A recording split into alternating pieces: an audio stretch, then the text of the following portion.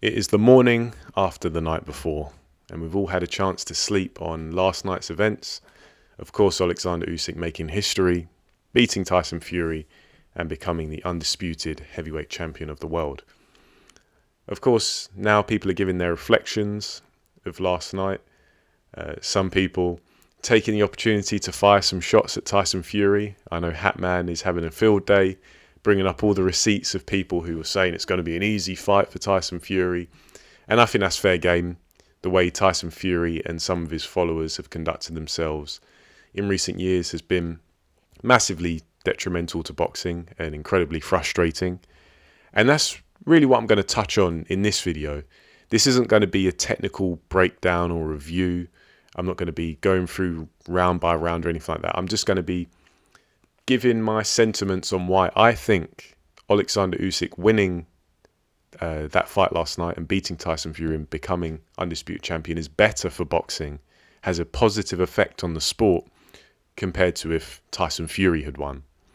And I probably should preface this video by saying that, yes, I did pick Oleksandr Usyk to win. I've been picking him to win for several years now. And I think he won clearly and legitimately. I don't think there's really much of an argument you can make about the decision. I think the right man definitely won. And I know what I'm going to cover now is potentially subjective and people don't like that, but I am a pretty good objective assessor.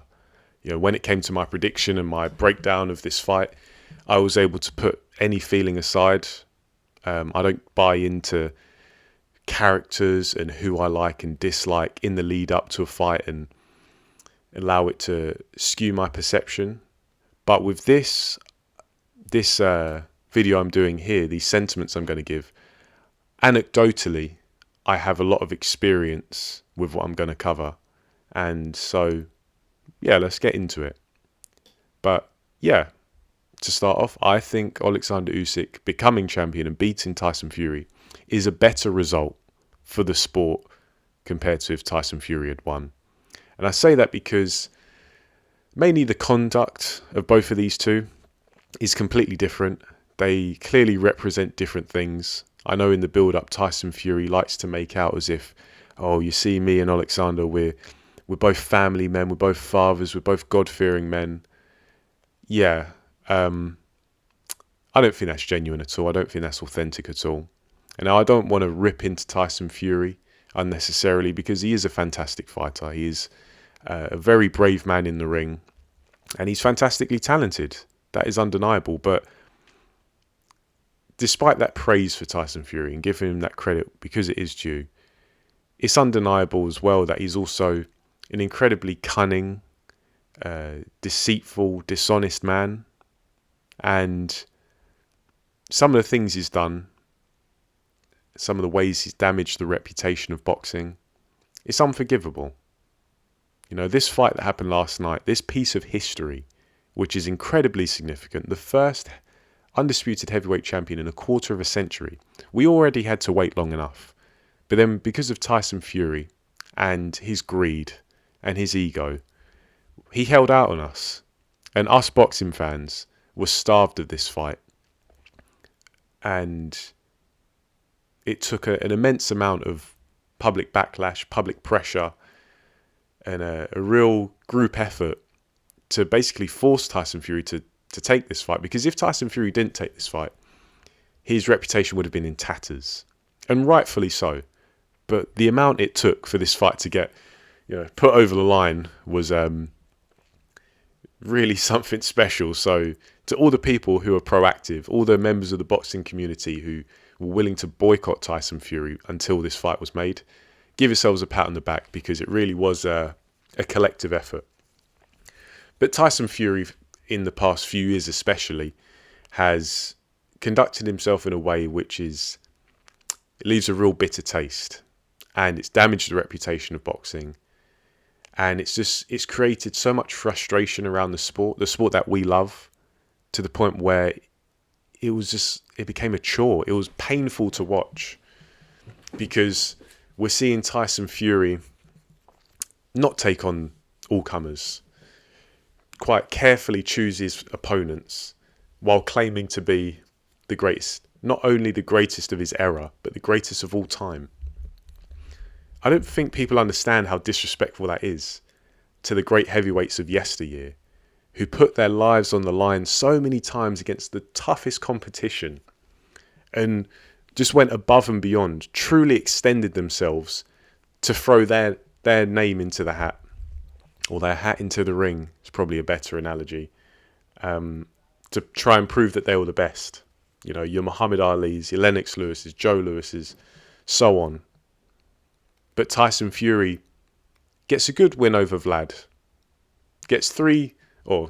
Has 3 fights against Deontay Wilder, 1 a draw, and of course 2 wins. Some may argue 3 wins.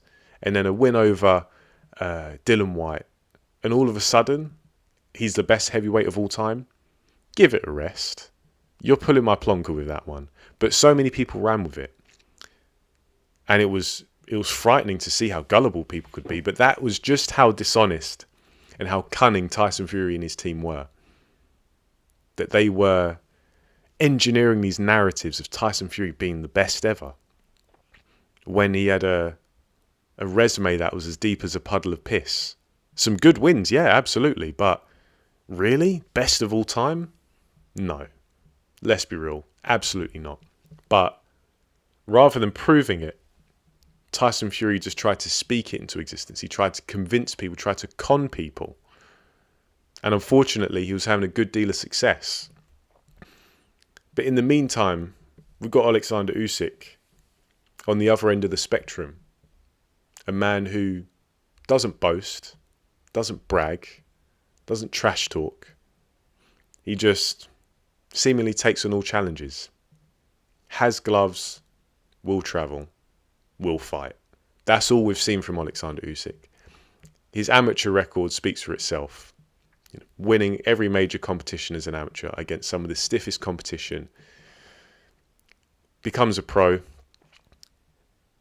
and then becomes undisputed cruiserweight champion in very short order, moves up to heavyweight, has a couple of fights to accommodate to the weight, takes on Anthony Joshua, the unified champion at heavyweight, then takes on, or beats him twice, takes on a young mandatory challenger in Daniel Dubois, who, yeah, not the best fighter going, but had plenty of hunger, plenty of ambition, takes him on, then takes on Tyson Fury.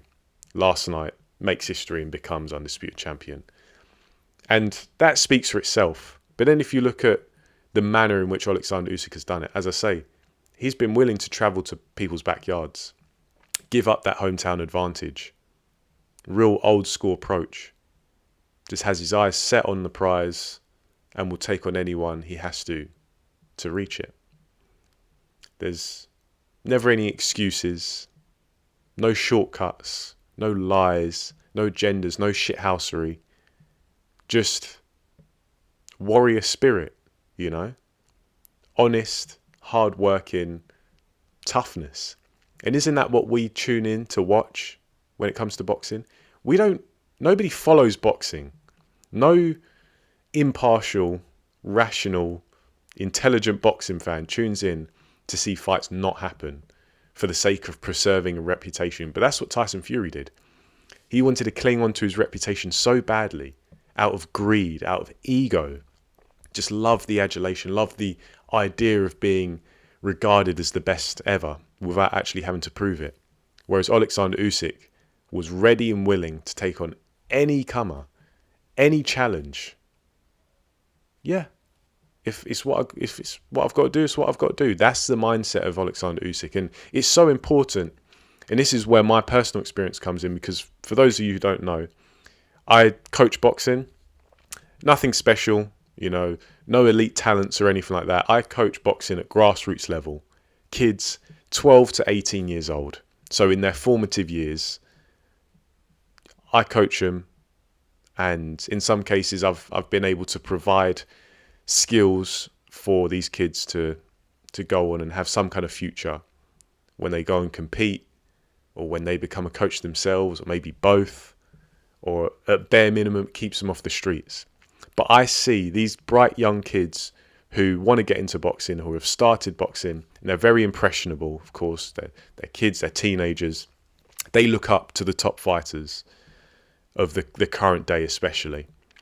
And the fact that they can now look up to Oleksandr Usyk and see that honesty and hard work and determination really does pay off, even when your contemporaries, even when your rivals like Tyson Fury, who are trying to cut corners, trying to be dishonest, trying to engineer their way into being considered great or the greatest, when they see that honesty still prevails, it can have a profoundly powerful effect, because it reinforces that the truth really does rise to the top and the truth ultimately does win.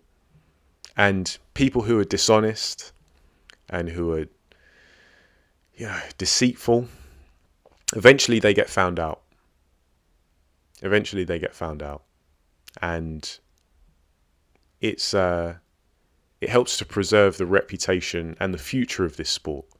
If you're a boxing fan, a fan of the sport, you think first and foremost about the sport and what's good for it. And that's the polar opposite to what fanboys do. Fanboys, they care about being fanatical for their favourite fighter and defending their fighter, even when their favourite fighter does the indefensible. But a true boxing fan considers the reputation of the sport, the conduct within the sport, and the future of the sport.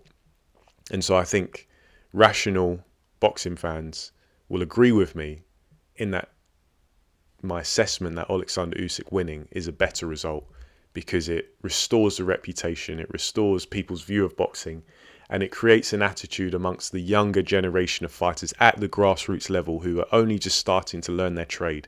And they're so impressionable, they're so open to the influences of the fighters above them, and there's that trickle-down effect.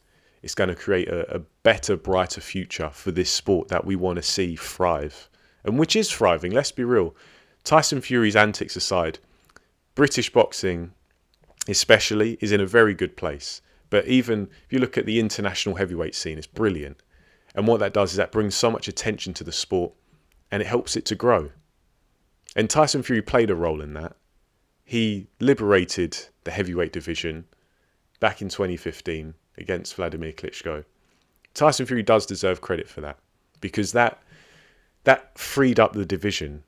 He released the stranglehold that the Klitschkos had on boxing, heavyweight boxing in particular.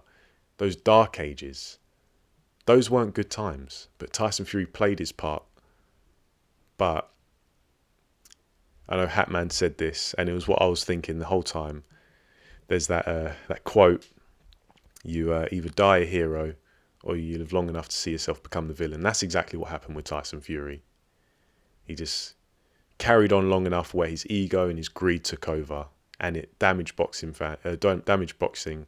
and it made it incredibly difficult for boxing fans. But now we can look at a new chapter, because it's not going to last forever, unfortunately. This golden age of heavyweight boxing especially, which we are in right now, it won't last forever. And sooner or later, all these fighters, these top-level heavyweights, they're going to have to call it a day. So enjoy it while it lasts. And hopefully, as I suspect this will, this win last night that Oleksandr Usyk secured, it reminds people, the young fighters coming through, that it's good to be strong and honest and truthful and not make excuses, not cut corners, not lie. Just go forth and do your best and be ambitious. So, that's my sentiment. Maybe for some of you guys it's a bit soppy, but it's just what's on my mind. And I think it's a good thing. But leave your thoughts in the comment section below, and I'll get back to you. For now, thanks for listening. I'll catch you on the next video.